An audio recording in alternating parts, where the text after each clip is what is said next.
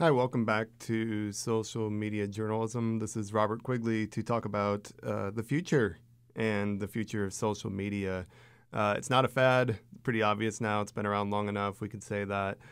People who dismiss it are just always going to dismiss it at this point. It's clearly a great tool for what we do as journalists. So the question is, are the platforms that are here today going to be here forever? It's hard to say. At least for the really big ones like Facebook.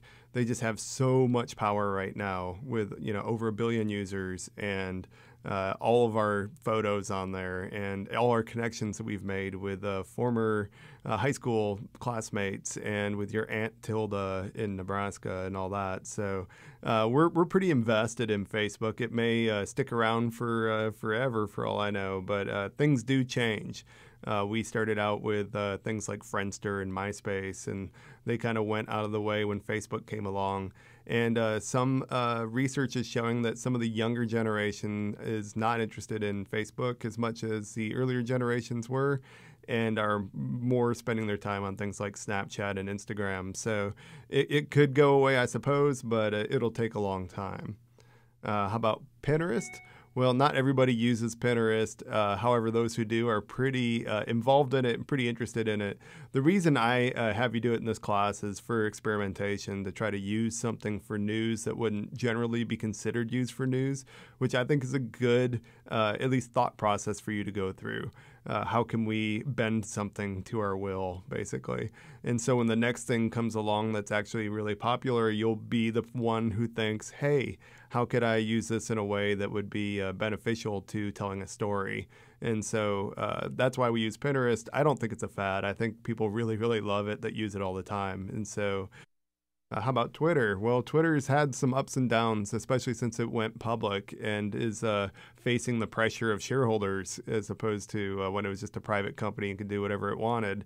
However, it's still pretty strong and it's still being used by a lot of people. Of course, we all love using Twitter as journalists because it's open and allows us to see what everybody's saying without having to friend everybody. It allows us to follow a hashtag during a big breaking news event and that kind of thing. So I hope it doesn't go away because it is so open. It's not a closed garden, the way a walled off garden, the way that Facebook and Instagram and others are. Oh, poor Google Plus. If you've never used Google Plus, you're not alone. It never really caught on. Google decided to tear it apart a little bit, keep certain parts of it and put other parts into their own kind of stream and that kind of thing. So things like Hangouts, which came from Google Plus, exist. But Google Plus as a one-stop social media alternative to Facebook and Twitter isn't really there. So we don't really think about that one as much, at least right now. But Google's so big and strong and has a big mobile platform, so I wouldn't forever count them out. So where's it going? If they're not going to go away. Well, I think it's going to stick around, and it's going to stick around in different formats. And so we have wearables, of course. The first couple generations of smartwatches are here.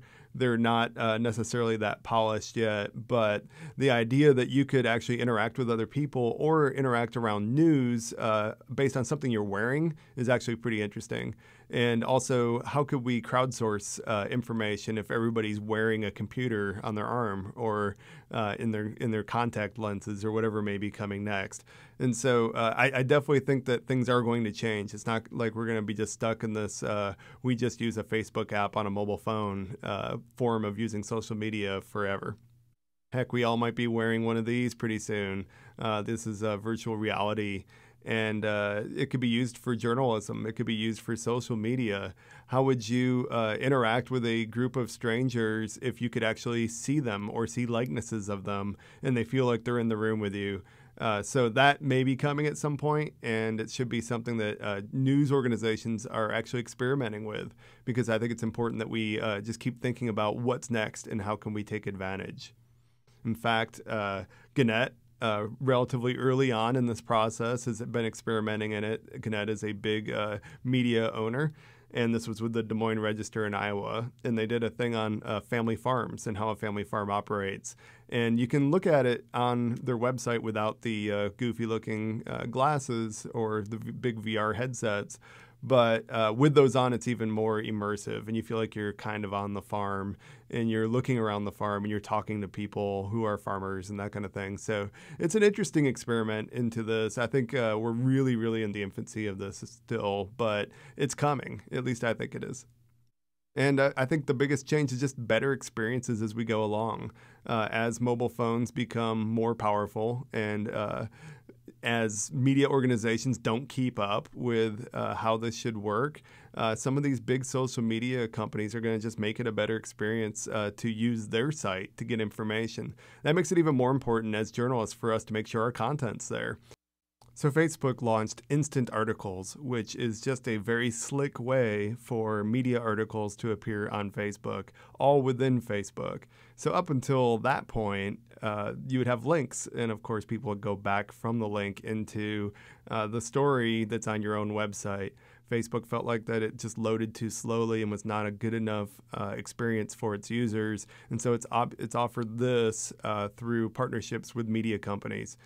We won't have access to this with Social NN, but it's just something to be thinking about, that there's this new way to experience news on Facebook that is out there. And as journalists, we should be thinking about whether we want to be part of that, how we'd be part of that kind of thing.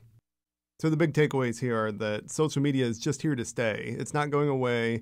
People are used to interacting with each other now over their mobile phones mostly, but also through other forms of communication.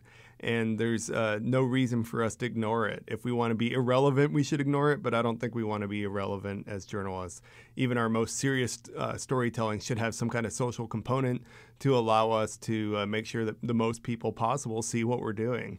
Mobile must be done well. There's no way around that. Everybody's using their mobile phones now, and if we're not doing a good mobile experience for people, they're not going to give you another chance. One of the interesting things about social media is it is generally mobile, so even if you're working at a organization that's not good with mobile, if you're doing social well, at least you're doing something on the mobile space well. And as a society, we are very invested in what we're doing on social media, so that gives it some roots right there as well. And even if a platform were to go away, let's say Twitter were to go away tomorrow, if you've built up a good following of people who really enjoy getting content from you, they're going to follow you to the next thing. So don't worry about investing a lot of time in something and then seeing it go away.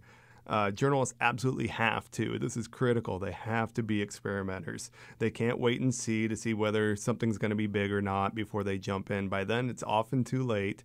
You should be that person in your newsroom or at your job, wherever you are, who really gets this stuff, or at least gets the idea that you should be experimenting and trying things. There's nothing wrong with failing. You can fail and then learn from it and then try again next time. But that's much better than sitting around and missing the boat.